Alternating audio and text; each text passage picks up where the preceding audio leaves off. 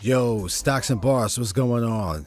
You have your brand new episode. We are going to be talking about two things. We're going to talk about religion, and we're going to talk about money and how those two correlate and how it can help you with your decisions. Stocks and Bars, let's go. I got my clique ready to use the money they got from jobs, encouraging, teaching them that it's not so hard. I'm doing this, making investing pop. You law, it's X-tro. You tuning in to Stocks and Bars. Yo, welcome to the newest episode of Stocks and Bars, and Merry Christmas to you. We are going to talk about two topics that are taboo, two topics that go hand in hand for centuries. These two topics will never separate. And those two topics are money and religion. Money and religion have gone hand in hand for so long. Since the inception of time, we've always known these two to exist together. Religion itself requires money. There's no way that religion would exist without money. Now, that's going to sound very controversial. However, I bet you that if there was no money involved, that there'd be no religion. It seems to me that religion itself needs money to exist. And let's talk about that. Religion has taught a lot of people the very basis of financial literacy, and that is to set aside money. The one thing that religion teaches you is to put aside 10% for tithes. So before you pay anything else, make sure you put that 10% aside to give to the church.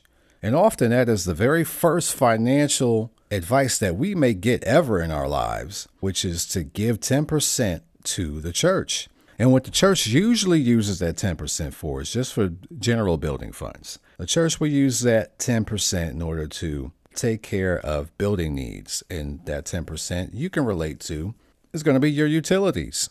So in your house, you have to take care of things no matter what. This is what it requires for that building to run. So that's what that 10% is typically dedicated to. And there's two other buckets that the church may request, and that's going to be for community. It will take care of the community using a different fund, and they'll make that request. And then there are special requests that they'll make in order to take care of special people who may come and preach or other activities that they may host. They'll have a special fund separate for that. Again, religion requires money. And if there was no money involved, religion would simply not exist. I don't think it would exist because who would get paid? That to me is very apparent. If nobody's getting paid, then why would it exist? And I've been to different hoods in the U.S. from New York, Florida, Virginia. I done seen my share of urban neighborhoods.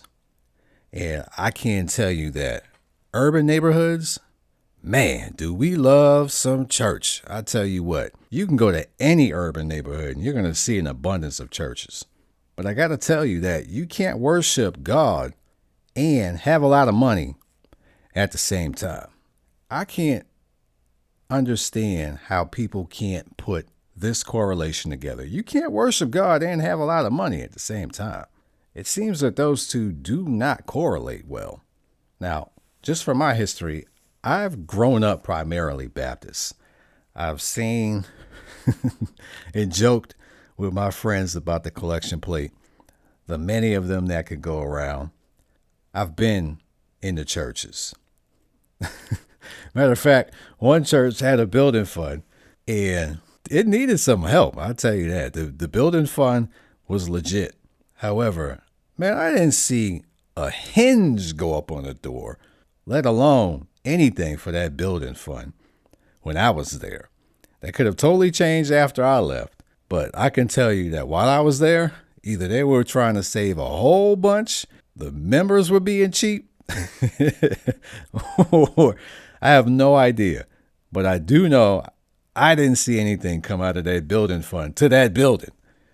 Matter of fact, besides that one church, I remember going through my neighborhood and I saw on one corner, check this, 3 churches on one corner.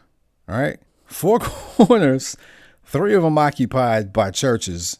And on one corner, there's a library. These is facts. I can tell you that corner if you know where I live at. I often wonder to myself that if our culture taught financial literacy as much as they taught us about church, where would we be at? This is a good argument. If we taught more about how to use our money versus who to give our money to immediately, where will we be at? If you visit any urban neighborhood in the United States, you're going to see an abundance of churches. But check this. If you go to any suburban neighborhood, you're going to see churches. So there's no difference there except for the number of churches, and that you'll also see financial institutions in those very same neighborhoods. You'll go to those neighborhoods and you'll see an Edward Jones. You'll see a Raymond James. You'll see institutions like that. But you go to any urban neighborhood, you're not going to see that. You're going to see an abundance of churches. You'll see liquor stores. You'll see plazas that have other institutions in it that take your money. They're going to see businesses. There's a lot of businesses in urban neighborhoods, and there's a reason for that, because we got a lot of money. They don't want to tell you this, but urban neighborhoods have a lot of money. Doesn't make sense to you, does it? Like, why is that?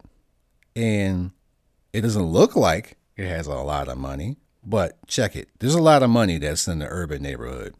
That's why all those businesses go there, because where do you think they get their money from? From you. We are consumers. So there's a lot of consumers with disposable cash or money they don't know how to use. Yeah, sure. Bring that over here. That's why that business exists. Churches are businesses. Make no mistake. Churches are businesses. They are tax exempt organizations. You cannot accept money from large groups of people and not be a business. Not going to work that way. And that's why there is something in the IRS that is designated specifically towards churches, religious institutions, because they're a business. There has been a lot of murmurs about taxing the church, but that's simply not going to work. It's popular, but it's not practical, for the main reason that the members aren't exempt. So the members still have to pay taxes. That idea, if you're thinking it ain't going to happen. Don't even think about it. Now, for those of us who are very interested in why they are exempt, check out a 501c3 exemption. That is the exemption that covers financial institutions. And to make it simple for you, to have a 501c3 exemption, all you really need to do is stay true to your cause. So when you're a nonprofit organization and you have a 501c3, you have a cause that you establish. As long as you stick to that cause, you can keep that exemption. And what your cause is could be anything from helping the needy or a very specific group of people. It doesn't matter. As long as you stick to that cause. You deviate from that cause, then you're subject to taxes. But anyway, check that out if you're interested in what an exemption is for the church. So the church is a business. You should treat yourself as a business. If you're involved in church and you're making these donations and you're giving money to them, what I want you to do is treat yourself like a business. I want you to have a separate account that these donations come from. A lot of people don't know when you donate to the church, that is a tax exemption. A lot of people just don't take advantage of that. It could be 1, because of fear. 2, because they simply don't know. And 3, if you do know, you have no idea how much you've given. No one keeps track of that. In order to help you keep track of that, having a separate bank account in order to make those contributions is the safest and simplest way to do so. You don't have to add it up if you have one account that's dedicated to that, right? And on top of that, when you do claim it and you have that account, there's complete traceability where if it ever came to the point of an audit, you're cool. You got it. Here's the account. Here's all the documentation. Set aside. Boom. Have fun. So churches are supposed to give to the needy. And a lot of urban neighborhoods have despair or people who just down on their luck. And there are an abundance of churches in these neighborhoods. So putting two and two together here, don't you think these neighborhoods will start to turn around at some point in time? Why is it that a lot of urban neighborhoods have not turned the corner? Why is it that the church exists in that neighborhood, but that neighborhood just has the same exact look to it? The people are no different. Why is that? The answer to that is you need more than church. You need that financial discipline. All these things go hand in hand. There are many different religions. So let's break down what they all have in common. First of all, let's ask ourselves the question, what is religion?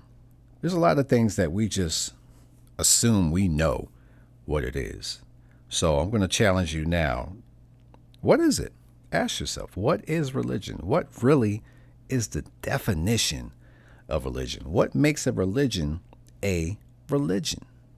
I did the same thing.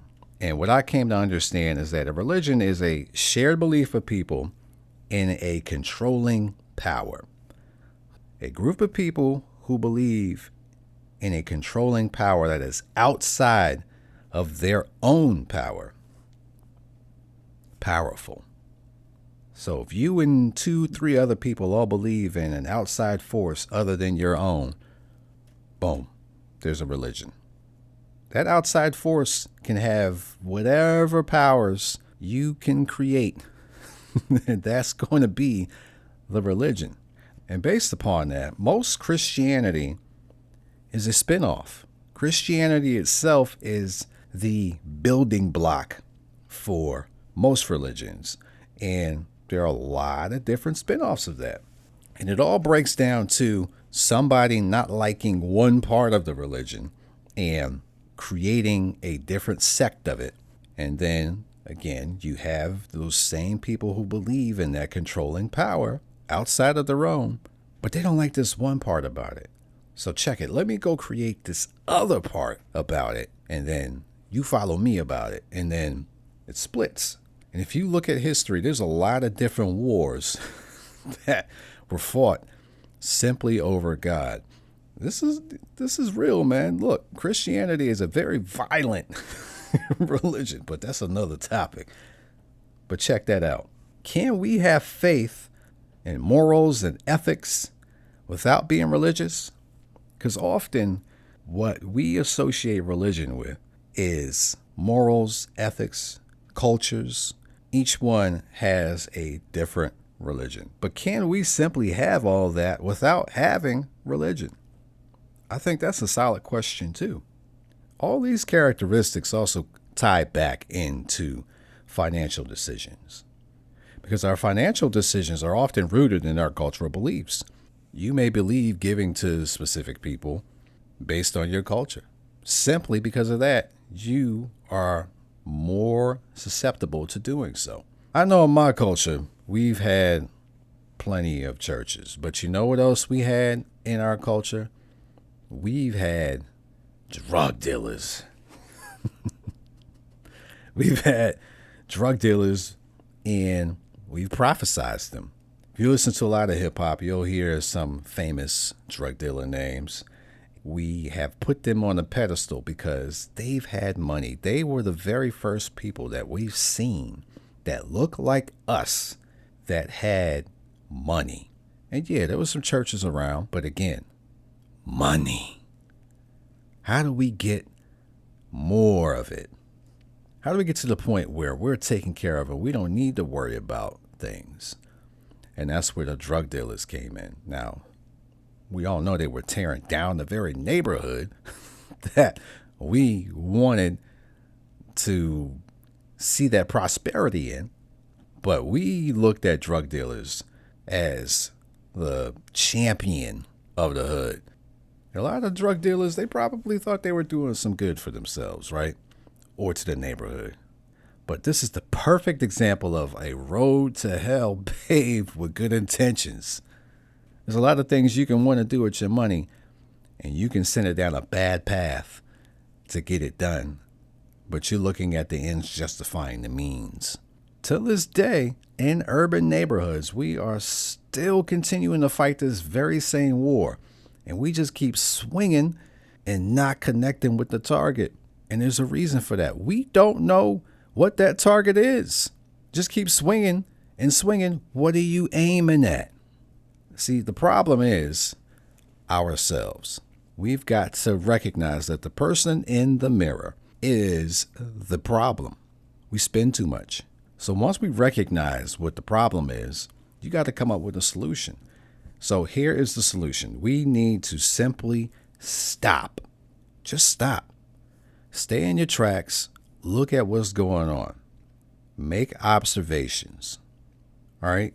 This is how we identify the problem. The problem is spending. I've talked about this before in a podcast about the American dream, the big liability scheme. We are the problem. We spend too much. You simply spend too much. And the easiest way to get out of the situation you are is stop spending. Nobody wants to hear that. And you say, well, I got to spend. No, actually, you don't. There are a lot of things that you may purchase. You do not need to purchase. Go around your house right now. There's a lot of things right now you really don't need. You just wanted to get it. We're programmed to get things because we feel we deserve to get that thing, that one item. We got to have it. You know what? I should have that item. I deserve that. Let me go ahead and purchase that. Your bank account looking at you like, no, you shouldn't purchase. What you doing with us? And you looking at it as, well, I deserve it because of X, Y, Z. Or even worse, the social influence that we may have on social media that makes us think we should have it because somebody who looks like us has it. Let's not go there. We're the problem.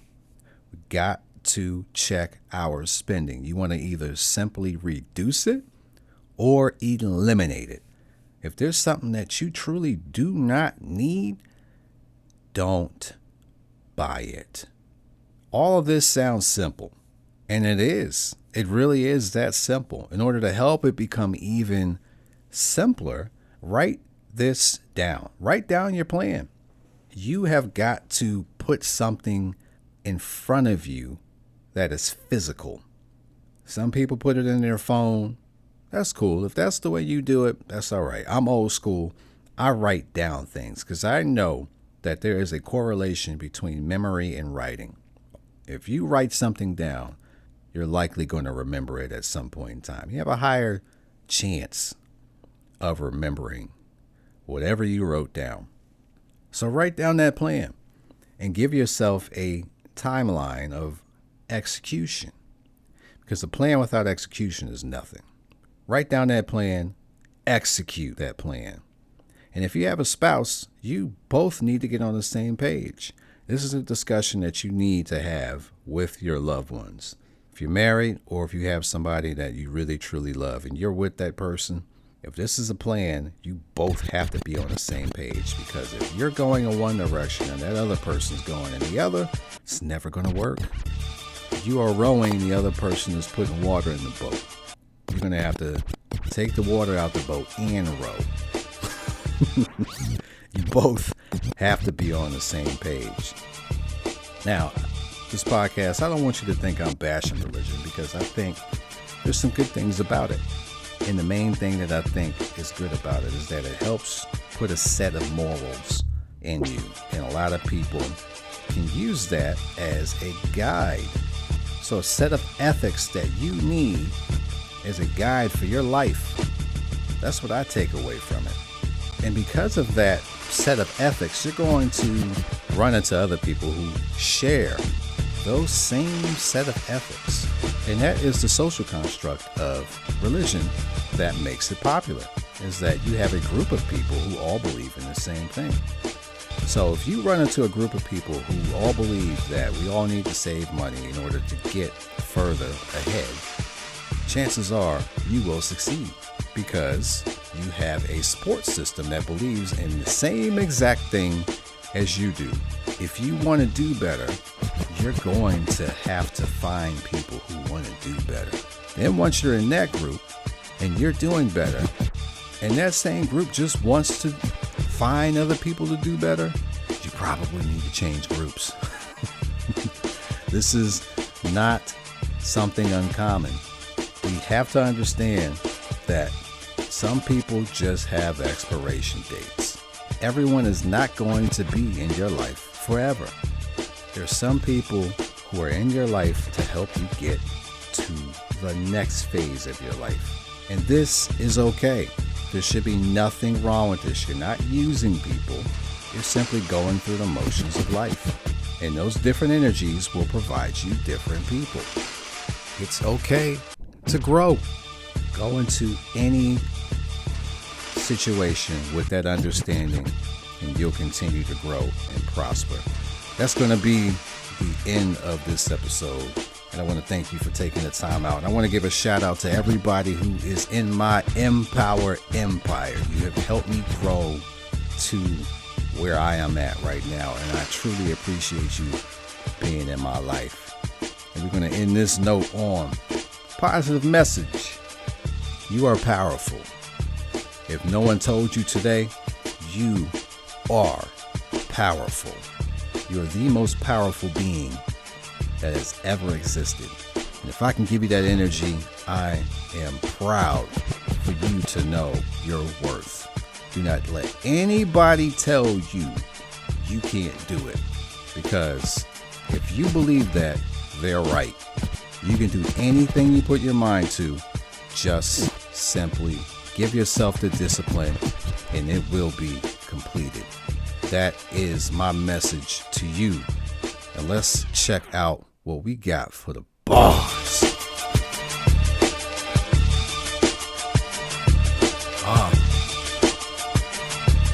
Yo, shout out the ghetto, nobody explain it to me. Check it out. I was just a product of my environment. Churches on every block, but yet I watched the Messiah sing. No signs of hope, drug dealers, they provided it. Sells a one-day pay group. Blew up from 5 to 10. My hood was what you call similar to a lion's den. I knew what I would do, even at the ages 5 to 10. Stats for somebody like me to succeed was like 5%. But I knew on my heart one day I would spark the minds of men. Those stats showed I should be likely serving 5 to 10. Killing these beasts, the only type of crime that I commit. It's the culture mindset. I'm out and try and switch from the same paper that my ink pen glide against. Like craft bars so raw and treat your neck like it does not exist. At the same time, tell you to invest in stocks you gotta pick. Fighting financial wars, we were not equipped, it's not a myth. Now it's dollar armies get the problem fixed. Now we got dollar armies to get the problem fixed. Stocks and bars. Investments in stock